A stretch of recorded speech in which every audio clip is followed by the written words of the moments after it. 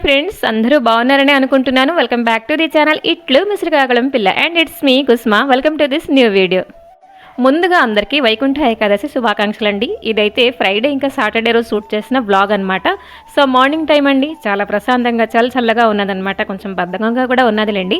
So నిన్నైతే అంటే ఈరోజు సాటర్డే వాయిస్ ఓవర్ ఇస్తున్నాను. వ్లాగ్ కూడా ఈ రోజే వస్తుందండి.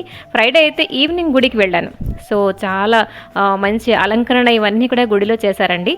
మేబీ అందరు ఊళ్ళో అలాగనే చేస్తుంటారు. సో పదండి బ్లాగ్లోకి అయితే వచ్చేద్దాం. ఈరోజు అయితే ఫస్ట్ పొంగల్ అయితే దేవుడి దగ్గర పెట్టుకుంటున్నాను. నా గ్యాస్ స్టాండ్ చూసారా ఎంత మెరిసిపోతున్నది కదా.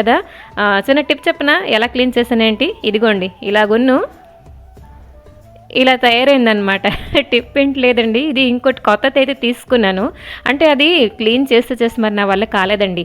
చాలా మాడిపోయి చాలా సంవత్సరాలు బట్టి అలరి పెడుతుంది. దానివల్ల చూస్తున్నారు కదా చేతికి దెబ్బ మీద దెబ్బ తగులుతుంటే ఇదైతే తీసుకొచ్చారనమాట. అంటే ఎప్పటి నుంచో చెప్తున్నాను తీసుకోరండి అని.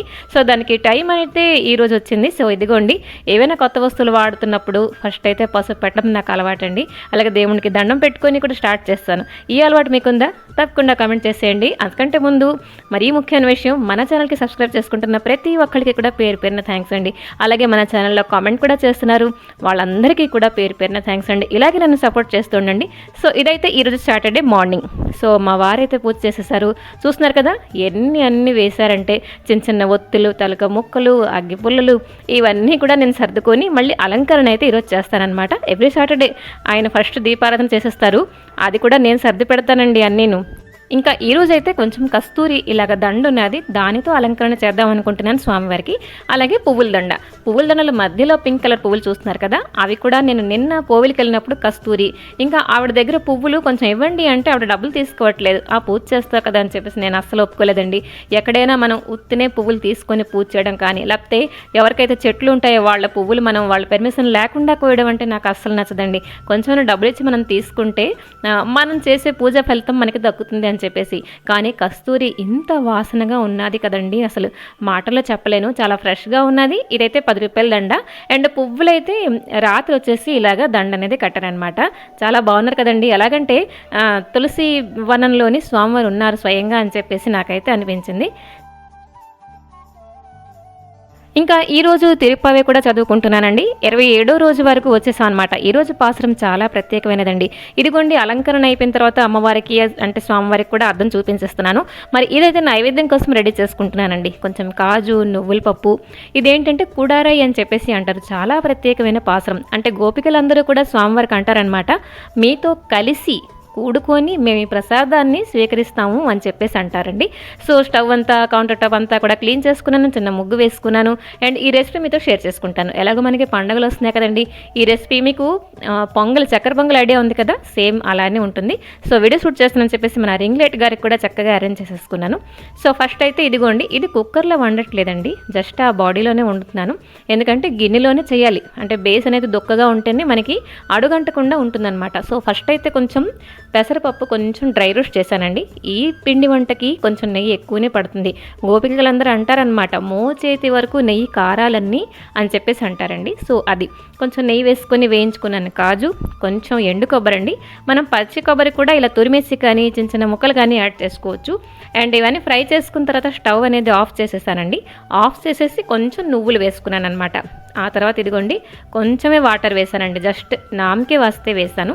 ఆ తర్వాత వేయించిన పెసరపప్పు అండ్ కొంచెం రైస్, చాలా తక్కువే రైస్ వేసానండి. ఈ మాత్రం అంటే ప్రసాదంకి 1/2 లీటర్ పాలు వరకు పట్టాయి. ఇవైతే ప్యాకెట్ పాలండి. బేసిక్గా ఆవు పాలతో చేస్తే చాలా టేస్టీగా వస్తుంది. కానీ మనకి కావాల్సినవన్నీ కావాల్సిన టైంలో దొరకవు కదండి. సో ఏది దొరికితే దాంట్లోనే తృప్తి పడాలి అని చెప్పేసి నేను అనుకుంటాను. సో ఇదిగోండి అలా ఉడుకుతూనే ఉన్నది. లో ఫ్లేమ్లో పెట్టుకోవాలి. అలా మధ్య మధ్యలో అలా కలుపుతూనే ఉండాలన్నమాట. మనకి మెతుకు చాలా సాఫ్ట్గా అయిపోవాలి. ఇంకా వేసుకున్నాను కొంచెం ఇలైచీ పొడి, మరి కొంచెం పంచదార కూడా వేసుకున్నానండి. ఈరోజు కూడా రైల్లోని బెల్లం అస్సలు యాడ్ చేయలేదు. యాజ్ ఇట్ ఈస్గా ఇది ఎలా చేసే ప్రాసెస్ అది అలాగే చేశానమాట. ఇదేంటంటే గోదాదేవి స్వామివారికి మొక్కుకుంటారనమాట.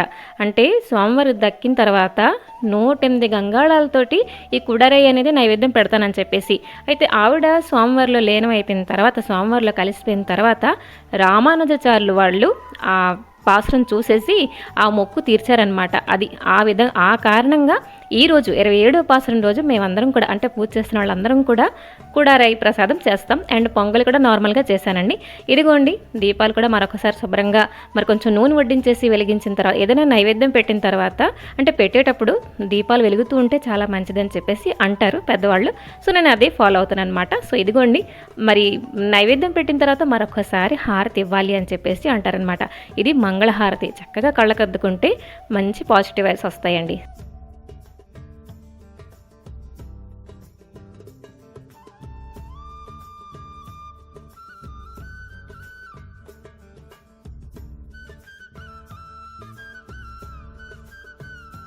ఇంకా సాటర్డే వీడియో కాదు ఇది, ఇదైతే ఫ్రైడే వైకుంఠ ఏకాదశి రోజు ఈవినింగ్ అయితే గుడికి వెళ్ళానండి. మార్నింగ్ అయితే బేసిక్గా గుడిలో బోల్డ్ మంది జనాలు ఉంటారండి. నేను చక్కగా స్వామివారికి ఎలా అలంకరణ చేసుకుంటానో గుడిలో అలా చేసుకోలేను, అంత దగ్గర నుంచి స్వామివారికి దర్శించుకోలేనని చెప్పేసి ఎప్పుడు మార్నింగ్ పూట నేను వెళ్ళడానికి ఇష్టపడను. ఇంకోటి ఏంటంటే కుదరదు కూడా. మనం గుడికి వెళ్ళినా కూడానండి మనసంతా కూడా అరే వండి ఉంటే బాగున్ను, క్యారెట్స్ కట్టి ఉంటే బాగున్ను, మా ఆయన వచ్చేసే ఉంటారు, లేకపోతే నాతో మా ఆయన వచ్చి ఉంటే బాగున్ను అని చెప్పేసి రకరకాల సందేహాలు.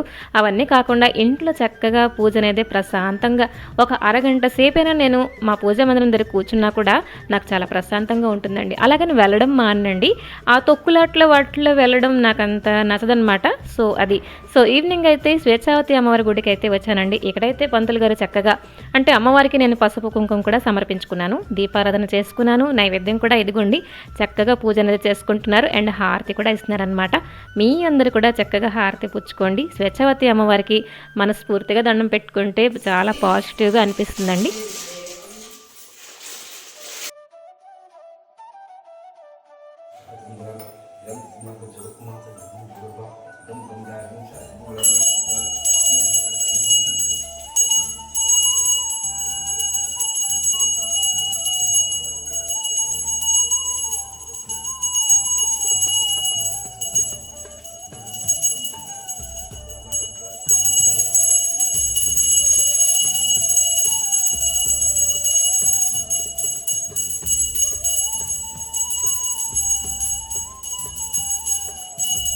ఇంకా అమ్మవారి గుడిలోనండి పక్కన కూడా బోల్డని చిన్న చిన్న గుడులు కూడాను ఉన్నాయన్నమాట. అంటే ఒకే చోట బోల్డని గుడులు ఇలాగే అరేంజ్ చేశారు, చాలా మంచిగా చేశారండి. ఇక్కడ కూడా స్వామివారి దగ్గర ఉత్తర ద్వారం దర్శనం కూడా చేశారనమాట, అరేంజ్ చేశారు. సో ఇదిగోండి నేను అమ్మ కూడాను శుభ్రంగా ఉత్తర ద్వార దర్శనం కూడా చేసుకుంటున్నాం. అండ్ ఇక్కడి నుంచి కూడా మేము స్వామివారి గుడికి కూడా వెళ్తామండి. ఎప్పుడు కూడా అమ్మవారి గుడికి వచ్చినప్పుడు ఒక ప్యాకేజ్ అనమాట, ఇక్కడికి వస్తే తప్పకుండా స్వామివారి దర్శనం కూడా చేసుకొని వెళ్తాం అనమాట. ఈవినింగ్ అండి ఎంత చక్కగా దర్శనం అయిందో, చాలా ప్రశాంతంగా ఉంది. అండ్ జనాలు అస్సలు లేరు. ఇంకా ఇక్కడైతే స్వామివారి గుడి దగ్గరికి అయితే వచ్చేసామండి. సరిగ్గా టైంకి వచ్చామంటే నమ్మండి. ఇప్పుడైతే స్వామి అమ్మవార్లకి చక్కగా అలంకరణ చేసేసి పల్లకీలు అంటే ఊరేగిస్తారనమాట. ఆ సీన్ కూడా సన్నాయి మేళంలోని చాలా చక్కగా ఉండేనండి. సో మీరు కూడా ఒక్కసారి స్వామివారి దర్శనం చేసేసుకోండి.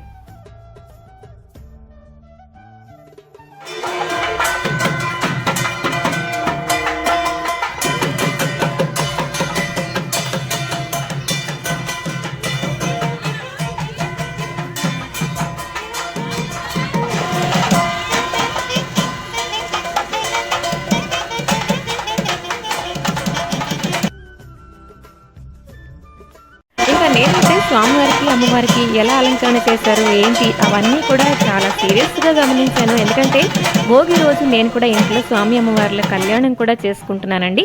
సో మీ అందరూ కూడా తప్పనిసరిగా ఆహ్వానితులే. ఈ లాస్ట్ 3 to 4 days అయింది బ్లాగ్లోని నేను మీకు అదే ఇన్విటేషన్ అనమాట. ఇప్పుడు ఇంట్లో పెళ్లి జరుగుతున్నదంటే చాలా దగ్గరైన వాళ్ళకి చాలా ముందు నుంచి పిలుస్తారు కదా. సో మీ అందరూ కూడా 3K మెంబర్స్ కూడా మీ అందరూ కూడా ఆహ్వానితులే. చక్కగా ఛానల్కి యాడ్ అయ్యి మీ ఫ్రీ టైంలో నేను బ్లాగ్ అప్లోడ్ చేసిన తర్వాత మీ ఫ్రీ టైంలో చక్కగా చూసుకోండి. చక్కగా నచ్చినట్లయితే తప్పకుండా కామెంట్ చేయండి. సో స్వామివారి ఆశీర్వాదం తప్పకుండా తీసుకుంటారని మనస్ఫూర్తిగా కోరుకుంటున్నాను. సో పదండి ఈ వ్లాగ్ అయితే ఇక్కడ ఎండ్ చేసేద్దాం. నచ్చిందా లేదా?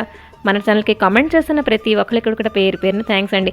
మేము కూడా శ్రీకాకుళం నుంచి వచ్చామని చెప్పేసి సిస్టర్ ఎలా ఉన్నారని చెప్పేసి పలకరిస్తే ఎంత హ్యాపీగా ఉన్నదో తెలుసండి. చాలా థ్యాంక్స్ అండి. సో పదండి మరొక మంచి వ్లాగ్తో మేము ముందరికి వస్తాను. Till then take care and bye bye.